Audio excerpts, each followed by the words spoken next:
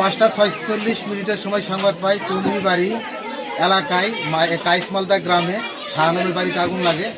সংবাদ পেয়ে টুঙ্গিবাড়ি ফায়ার স্টেশনের 2টি ইউনিট দ্রুত ঘটনাস্থলে এসে আগুন নির্বাপন করে আগুনের ভয়াবহতা দেখে সিরাজদি খান ফায়ার স্টেশন থেকে 2টি ইউনিট এসে আগুনের কাজ করে মোট 4টি ইউনিট আগুন নির্বাপনের কাজ করে আগুনের 6টি বসতঘর ক্ষতিগ্রস্ত হয়েছে।